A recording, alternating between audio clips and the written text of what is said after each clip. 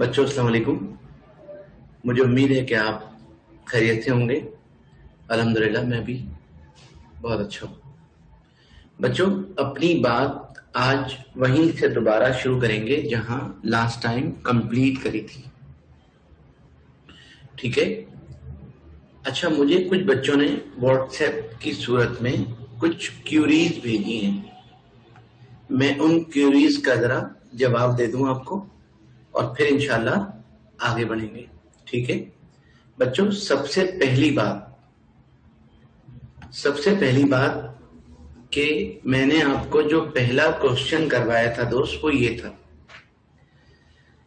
अच्छा, इनमें डेटा नहीं बनता। आप अगर गौर करें क्वेश्चन पर, तो बच्चों क्वेश्चन में लिखा हुआ है a quantity of phosphorus pentachloride, है ना? A quantity of phosphorus pentachloride, ठीक है, is heated in a 12 decimetre cube flask at 250 degree centigrade. 250 degree centigrade तक हमने फास्फोरस पेंटाक्लोराइड को डिकम्पोज किया। बताओ बेटा, जब डिकम्पोज करेंगे तो क्या होगा? फास्फोरस पेंटाक्लोराइड डिकम्पोज होगा, फास्फोरस ट्राइक्लोराइड बनेगा और क्लोरीन गैस बनेगी। फिर क्या होगा? फिर रिएक्शन रिवर्स होगा, फिर बेटा इक्विलिब्रियम आ जाएगा। ओके, ठीक है। इसके बाद लिखा हुआ है एट इक्विलिब्रियम, यानी बात इक्विलिब्रियम पर आ गई। At equilibrium vessel contain 0.21 mole PCl5, यानी जब इक्विलिब्रियम एस्टेब्लिश हुआ तो vessel contain 0.21 mole PCl5, 0.32 mole PCl5, 0.32 mole chlorine, 0.21 mole PCl5, 0.32 mole PCl3 and 0.32 mole chlorine. बताओ बेटा ये कब की बात हो रही है? ये इक्विलिब्रियम की बात हो रही है। मतलब इक्विलिब्रियम पर ऐसा हुआ, ठीक है? सबकी कॉन्सेंट्रेशन दी हुई है और आपसे कह रहे हैं calculate the value of Kc। आपने Kc कैलकुलेट करना है। बच्चों Kc कैलकुलेट करने के लिए इक्विलिब्रियम कांस्टेंट इक्वेशन लिखनी होगी, और equilibrium constant equation Kc is equal to active mass of PCl3 into active mass of chlorine into active mass upon active mass of PCl5, right? सबकी कॉन्सेंट्रेशन मौजूद है, सबके मोल मौजूद है ना? और वॉल्यूम तो है ही। तो ब्रैकेट में जो चीज लिखी हुई होती है उसको मोलैरिटी कहते हैं, मोलर कॉन्सेंट्रेशन कहते हैं, एक्टिव मास कहते हैं, ठीक है बेटा? तो PCl3 के मोल मौजूद हैं, वॉल्यूम भी मौजूद है। मोल को वॉल्यूम से डिवाइड किया, क्लोरीन के मोल को वॉल्यूम से डिवाइड किया, PCl5 के मोल को वॉल्यूम से डिवाइड किया। बच्चों एक 12 से कैंसिल हो गया। अब क्या रह गया? कैलकुलेटर उठाओ, इसको सॉल्व कर लो, आंसर आ गया मोल पर डेसीमीटर क्यूब। क्यों भाई? क्योंकि ऊपर 2 मर्तबा मोल पर डेसीमीटर क्यूब है, नीचे 1 दफा मोल पर डेसीमीटर क्यूब है। तो 1 मोल पर डेसीमीटर क्यूब 1 मोल पर डेसीमीटर क्यूब से कैंसिल हो गया, तो मोल पर डेसीमीटर क्यूब में आंसर आ गया, ठीक है बेटा?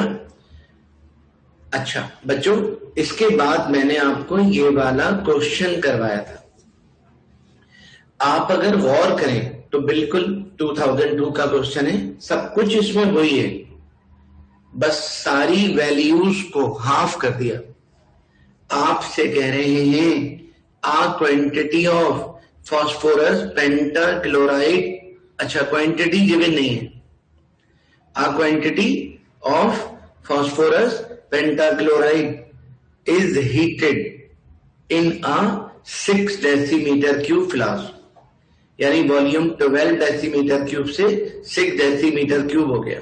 और 250 वो तो खैर रिएक्शन का टेम्परेचर है, वो तो चेंज हो नहीं सकता।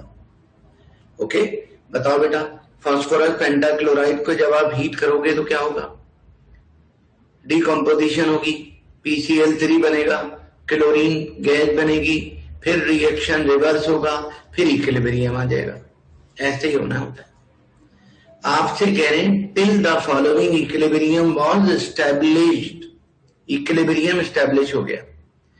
The equilibrium mixture contain 0.16 mole PCl3, यानी जब इक्विलिब्रियम एस्टैब्लिश हुआ तो PCl3 पहले कितना था? 0.32, अब कितना हो गया? हाफ हो गया।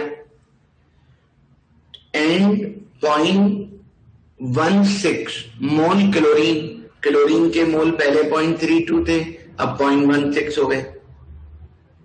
और आगे लिखा हुआ है एंड 0.105 मोल PCl5, पहले PCl5 के मोल कितने थे? 0.21, और अब कितने हो गए? 0.105।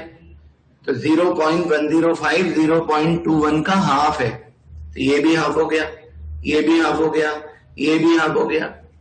हमें इससे कोई मतलब नहीं होना चाहिए कि हाफ हो गया कि नहीं हो गया।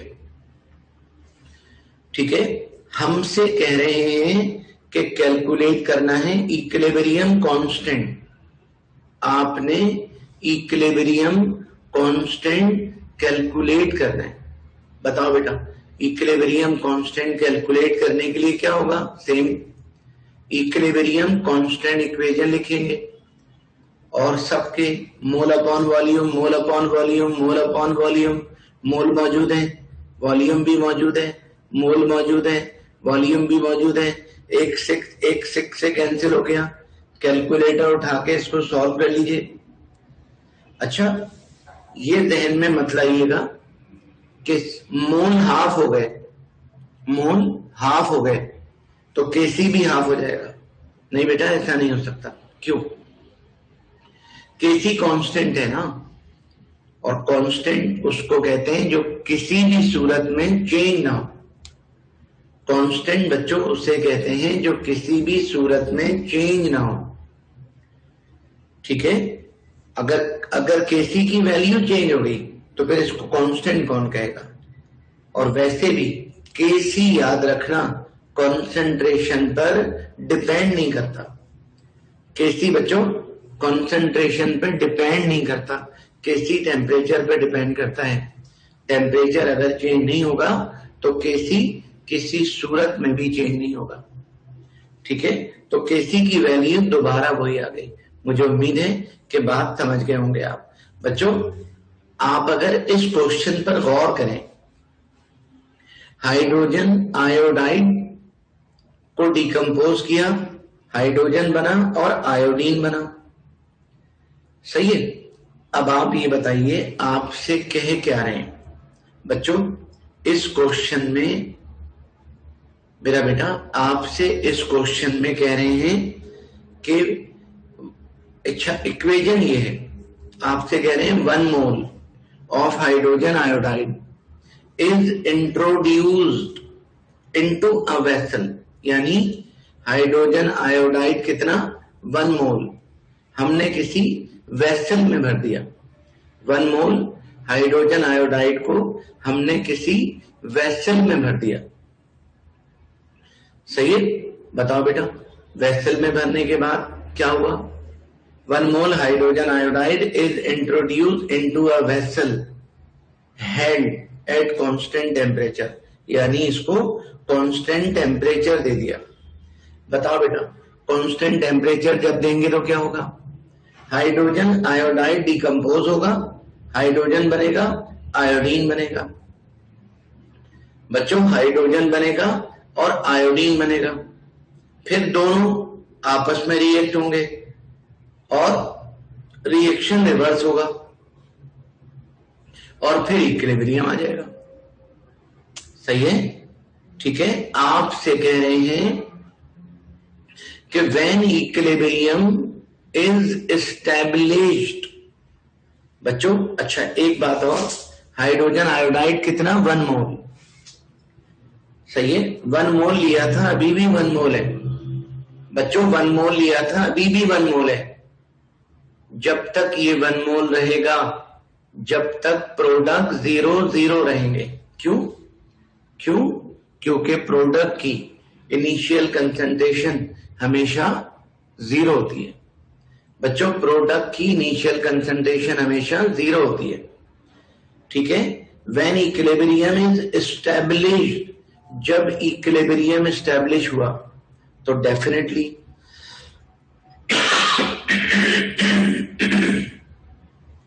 बच्चों जब इक्विलिब्रियम एस्टैब्लिश होगा तो डेफिनेटली कुछ ना कुछ मोल हाइड्रोजन के बनेंगे, कुछ ना कुछ मोल आयोडीन के बनेंगे, और हाइड्रोजन आयोडाइड के मोल कम हो जाएंगे। ऐसे ही आपसे कह रहे हैं व्हेन इक्विलिब्रियम इज एस्टैब्लिश्ड, बच्चों जब इक्विलिब्रियम एस्टैब्लिश हुआ तो इट इज फाउंड दैट, जब इक्विलिब्रियम एस्टैब्लिश हुआ तो 0.1 mole I2 have been form, iodine के 0.1 मोल बने। अच्छा ये नहीं बता रहे कि हाइड्रोजन के कितने मोल बने, ये बताने की जरूरत नहीं है। क्यों? क्योंकि आप अगर इक्वेशन में देखें तो इक्वेशन बच्चों बैलेंस है, राइट, और बैलेंस इक्वेशन में हाइड्रोजन के मोल कितने हैं 1, आयोडीन के मोल कितने हैं 1, हाइड्रोजन और आयोडीन दोनों के मोल इक्वल हैं, तो जाहिर सी बात है जब रिएक्शन में दोनों के मोल इक्वल हैं तो फिर इक्विलिब्रियम पर भी दोनों के मोल इक्वल होंगे, तो जितने मोल आयोडीन के बने हैं उतने ही मोल प्रोडक्ट के भी बनेंगे, सही है। अच्छा अब सवाल ये पैदा होता है कि रिएक्टेंट के मोल अभी तक 1 तो नहीं होंगे, बढ़ गए होंगे? नो, बढ़ भी नहीं सकते, बढ़ कैसे देंगे, कम होंगे। और बच्चों जितने मोल प्रोडक्ट के बनते हैं उतने ही मोल रिएक्टेंट में से माइनस हो जाते हैं, तो बताइए प्रोडक्ट के कितने मोल बने 0.1, एक के 0.1 दूसरे के 0.1, ये कितना हो गया 0.2, तो इधर से डेफिनेटली जब प्रोडक्ट 0.2 मोल बनाए टोटल तो रिएक्टेंट में से 0.2 मोल माइनस होगा टोटल, ये देखो 0.2 मोल माइनस हो गया, यानी जितने मोल प्रोडक्ट बना उतने ही मोल रिएक्टेंट में से माइनस हो गया, है ना बेटा। अब हमसे कह रहे हैं कैलकुलेट इक्विलिब्रियम कांस्टेंट Kc। बच्चों Kc कैलकुलेट करने के लिए रिएक्टेंट और प्रोडक्ट की कंसंट्रेशन चाहिए होती है, रिएक्टेंट की कंसंट्रेशन भी मौजूद है, प्रोडक्ट की कंसंट्रेशन भी मौजूद है। बताओ क्या करेंगे, इक्विलिब्रियम कांस्टेंट इक्वेशन लिखेंगे, और इक्विलिब्रियम कांस्टेंट इक्वेशन कैसे लिखोगे, Kc is equal to concentration of H2 into concentration of I2 upon concentration of Hi raised to the power 2। बच्चों इस क्वेश्चन में सिर्फ एक मसला है, वो क्या, वॉल्यूम गिवन नहीं है, रिएक्शन का वॉल्यूम गिवन नहीं है ना। मैंने आपको बताया था अगर वॉल्यूम गिवन ना हो तो कोई उल्टी सीधी हरकत नहीं करेंगे, मोल को V से डिवाइड कर देंगे, मतलब शर्त पूरी हो गई, वॉल्यूम को वॉल्यूम से डिवाइड करने की शर्त पूरी हो गई। I2 के मोल को भी वॉल्यूम से डिवाइड कर दीजिए, HI के मोल को भी वॉल्यूम से डिवाइड कर दीजिए। ये देखिए ऊपर 2V है, नीचे V का स्क्वायर कैंसिल।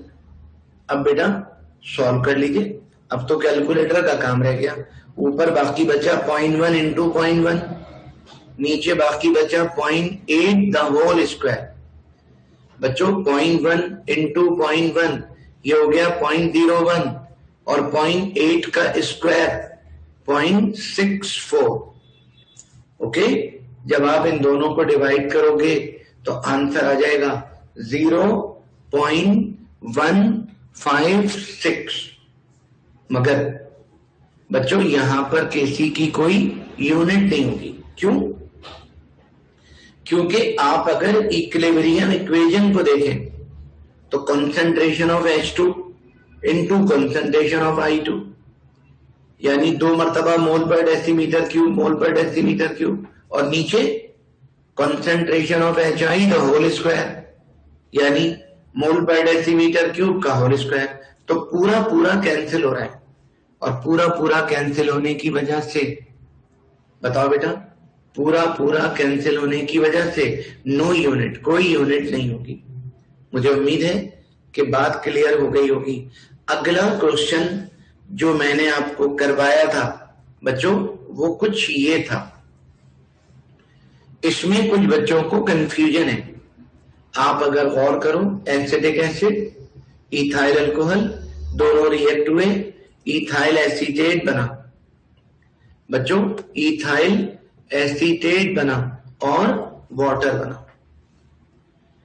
अब आप अगर गौर करें इस क्वेश्चन पर तो आपसे कह रहे हैं 1.5 मोल बच्चों, 1.5, अच्छा इक्वेशन ये है 1.5 mole acidic acid and 1.5 mole ethyl alcohol. Okay, मतलब रिएक्टेंट की इनिशियल कंसंट्रेशन दी हुई है। कह रहे हैं were reacted at a certain temperature, इन दोनों को आपस में रिएक्ट करवाया बच्चों, इन दोनों को आपस में रिएक्ट करवाया, सही है। लेकिन जब तक ये दोनों इतने इतने रहेंगे, यानी acidic acid 1.5 mole, ethyl alcohol 1.5 मोल, जब तक ये दोनों इतने इतने रहेंगे, जब तक प्रोडक्ट 0 और 0 रहेगा। सही हो गया? अब मुझे बताइए, जब ये दोनों आपस में रिएक्ट करेंगे तो क्या होगा? प्रोडक्ट बनेगा, इथाइल एसीटेट बनेगा और वाटर बनेगा। फिर क्या होगा? फिर दोनों प्रोडक्ट आपस में रिएक्ट करके वापस होंगे, रिएक्शन रिवर्स होगा, और फिर थोड़ी देर बाद इक्विलिब्रियम एस्टेब्लिश हो जाएगा। आपसे कह रहे हैं एट इक्विलिब्रियम बच्चों, at equilibrium 1 mole ethyl acetate was present, यानी जब इक्विलिब्रियम एस्टेब्लिश हुआ तो इथाइल एसीटेट कितना बना? 1 मोल। ऐसा तो हो नहीं सकता कि इथाइल एसीटेट बना हो और वाटर ना बना हो, डेफिनेटली वाटर भी बनेगा। इक्वेशन कह रही है कि दोनों के मोल इक्वल हैं। आप अगर इक्वेशन को देखें, ये रही इक्वेशन, आप अगर इक्वेशन को देखें तो दोनों इथाइल एसीटेट के मोल और वाटर के मोल इक्वल हैं। जब इक्वेशन में दोनों के मोल इक्वल हैं तो फिर इक्विलिब्रियम पर बनेंगे भी इक्वल। तो 1 मोल इथाइल एसीटेट बना, ओके, 1 मोल वाटर भी बनेगा। यानी इक्वेशन के जरिए पता चला कि इथाइल एसीटेट और वाटर 1 मोल बनेगा। अब सवाल ये पैदा होता है कि रिएक्टेंट के मोल बढ़ तो नहीं सकते, डेफिनेटली कम हो गए होंगे, है ना, डेफिनेटली कम हो गए होंगे। और जितने मोल प्रोडक्ट के बनते हैं रिएक्टेंट में से उतने ही मोल माइनस होते हैं। पिछले वाले क्वेश्चन में प्रोडक्ट 2 थे और रिएक्टेंट 1 था, तो हमने क्या किया था? 0.1 मोल H2, 0.1 मोल I2, इन दोनों को प्लस किया और HI में से इकट्ठा माइनस कर दिया। लेकिन बेटा यहां पर प्रोडक्ट 2 हैं, रिएक्टेंट भी तो 2 हैं, तो डेफिनेटली रिएक्टेंट 2 हैं, एक एसिडिक एसिड है, एक इथाइल अल्कोहल है, दोनों का कंट्रीब्यूशन सेम होगा, दोनों का कंट्रीब्यूशन इक्वल होगा, है ना। तो जितने मोल एसिडिक एसिड में से कम होंगे उतने ही मोल अल्कोहल में से कम होंगे। तो या तो आप एक काम करो, बेवकूफाना काम कि प्रोडक्ट कितने हैं 1 मोल और 1 मोल, इन दोनों को प्लस करो, सही है। और रिएक्टेंट कितने हैं 1.5 मोल 1.5 मोल यानी 3 मोल। 3 मोल में से प्रोडक्ट के 2 मोल माइनस कर दो, बाकी वही बचेगा। लेकिन बेटा हमें सबके अलग अलग मोल रखने, इसलिए प्रोडक्ट के कितने मोल बने 2, तो आधा मोल इसमें से कम हुआ, आधा मोल इसमें से कम हुआ, यानी 1 मोल इधर से कम कर दिए, 1 मोल इधर से कम कर दिए। अगर यहां पर भी रिएक्टेंट 2 की जगह 1 होता तो जाहिर है दोनों को प्लस करके इकट्ठा माइनस कर देते, लेकिन दोनों रिएक्टेंट अलग अलग हैं, इसलिए हमने इसको अलग अलग करके माइनस किया है। ठीक हो गया बच्चों। 1.5 में से 1 मोल माइनस होगा तो 0.5, ये भी 0.5, ये 1 मोल और ये 1 मोल। बताइए सबके मोल आ गए। अब बताओ बेटा अब क्या करेंगे। अब बच्चों केसी कैलकुलेट करने के लिए इक्विलिब्रियम कांस्टेंट इक्वेशन लिखनी है। बताओ कैसे लिखोगे। KC is equal to active mass of ester, ethyl acetate को एस्टर भी कहते हैं, into active mass of water upon active mass of acidic acid into active mass of ethyl alcohol. बच्चों एस्टर के मोल अपॉन वॉल्यूम, वॉल्यूम इस question में है, बिल्कुल है। 1 mole ethyl acetate was present in 1 liter of equilibrium mixture। तो ethyl acetate के mole 1 और वॉल्यूम भी 1, वाटर के मोल 1 वॉल्यूम भी बच्चों 1, और एसिडिक एसिड के मोल 0.5 वॉल्यूम 1, इथाइल अल्कोहल के मोल 0.1 और वॉल्यूम 1। सबके डिनोमिनेटर में 1 1 1 1 1 1, सारे 1 1 कैंसिल हो जाएंगे, ऊपर बाकी बचेगा 1 इंटू 1, नीचे बाकी बचेगा 0.5 इंटू 0.5। अब तो बेटा मसला ही हल हो गया। क्या करेंगे, इन दोनों को सॉल्व कर लेंगे, आंसर आ जाएगा 4, मगर कोई यूनिट नहीं होगी। क्यों? क्योंकि इक्विलिब्रियम इक्वेशन में रिएक्टेंट के मोल कितने, रिएक्टेंट भी 2 मरतबा मोल पर डेसीमीटर क्यूब और नीचे भी 2 मरतबा मोल पर डेसीमीटर क्यूब। तो जब मोल पर डेसीमीटर क्यूब ऊपर भी 2 है नीचे भी 2 है, तो क्या होगा, कैंसिल हो जाएगा। डेफिनेटली कोई वैल्यू, कोई यूनिट केसी की नहीं होगी, केसी की वैल्यू होगी 4। तो मुझे उम्मीद है जिन बच्चों ने मुझे व्हाट्सएप किया था मेरी बात उनकी समझ में आ गई होगी। आइए बेटा थोड़ा सा आगे की तरफ बढ़ते हैं। बच्चों आप अगर गौर कर लेंगे, आसान क्वेश्चन है। हमारे एग्जाम में ये क्वेश्चन 2 मरतबा है, 94 में पहली बार और 2016 में दूसरी बार। आप अगर इस क्वेश्चन की इक्वेशन देखें, बच्चों आप अगर इस क्वेश्चन की इक्वेशन देखें तो N2 प्लस 3H2 और ये बन गया अमोनिया, मतलब 2NH3 अमोनिया। ठीक है, अच्छा लिखा हुआ क्या है, फॉर द रिएक्शन, और रिएक्शन आपको नजर आ गया होगा। और बच्चों आगे लिखा हुआ है द इक्विलिब्रियम मिक्सचर। अच्छा क्वेश्चन शुरू इक्विलिब्रियम से हो रहा है।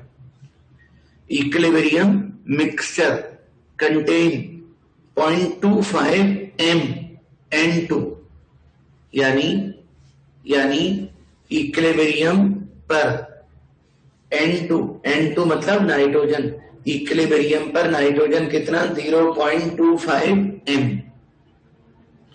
बच्चों ये कैपिटल M है और कैपिटल M का मतलब मोलैरिटी, और मोलैरिटी का मतलब मोल पर डेसीमीटर क्यूब, यानी इस क्वेश्चन में ऑलरेडी मोल पर डेसीमीटर क्यूब दिया हुआ है, तो यानी यहां पर वॉल्यूम से डिवाइड। बच्चों आप अगर गौर करें तो आपसे कहा जा रहा है कि for the reaction the equilibrium mixture contain 0.25 m nitrogen, ठीक है, और बच्चों 0.15 m हाइड्रोजन, ये भी वही m यानी मोल पर decimetre cube at 25 degree centigrade temperature. तो बात ही हो रही थी कि फॉर द रिएक्शन, और रिएक्शन आपके सामने लिखा हुआ मौजूद है, नजर आ रहा होगा आपको। द इक्विलिब्रियम मिक्सचर, यानी क्वेश्चन शुरू इक्विलिब्रियम से हो रहा है। इक्विलिब्रियम मिक्सचर कंटेन, बच्चों equilibrium mixture contain 0.25 m nitrogen. अच्छा, m कैपिटल m है और कैपिटल M का मतलब मोलैरिटी है, ठीक है, और बच्चों मोलैरिटी का मतलब मोल पर डेसीमीटर क्यूब, ठीक। अच्छा, हाइड्रोजन 0.15 मोल पर decimetre cube at 25 degree centigrade. Calculate the concentration of NH3। NH3 की कंसंट्रेशन कैलकुलेट करनी है एट इक्विलिब्रियम पर, और आपसे कहा जा रहा है कि when Kc is 9.6।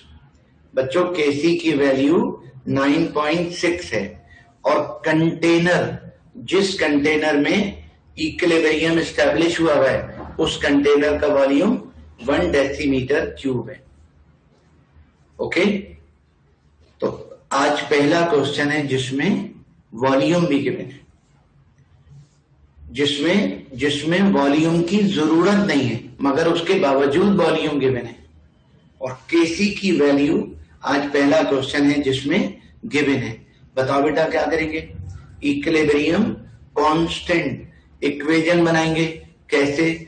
Kc is equal to active mass of NH3 raise to the power 2 upon active mass of N2 active mass of H2 raise to the power 2, sorry raise to the power 3।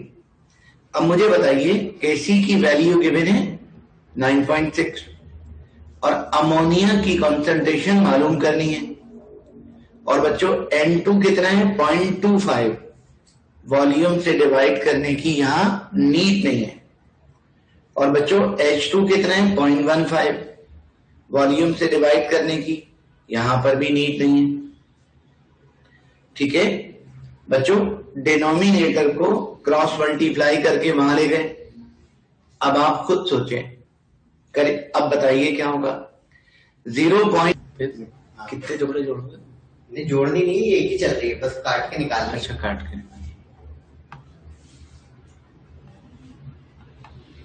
जी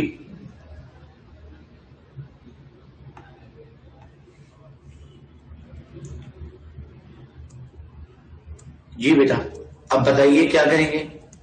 अब हम 0.15 का cube खोलेंगे, फिर 0.25 से multiply कर देंगे, फिर 9.6 से मल्टीप्लाई करेंगे, ये आ जाएगा। सही है? इसके बाद का काम समझ तो गए होंगे आप। बताओ क्या? स्क्वायर खत्म करना है ना, तो taking square root on both side, बच्चों दोनों तरफ स्क्वायर रूट ले लेंगे। 0.0081 का रूट खोलेंगे तो बाकी बचेगा 0.09, और अमोनिया के ऊपर जो स्क्वायर है वो रूट से कैंसिल हो गया। बच्चों अमोनिया की कंसंट्रेशन पता चल गई, अमोनिया के मोल पता चल गए। बताइए कितने? 0.09 m। ओके, इसको बेटा अच्छी तरह से समझकर बार बार रिपीट कीजिएगा और प्रैक्टिस कीजिएगा। बाकी बात मैं इंशाल्लाह आपसे नेक्स्ट टाइम दोबारा करूंगा। तब तक अपना बहुत ख्याल रखिएगा। अल्लाह हाफिज।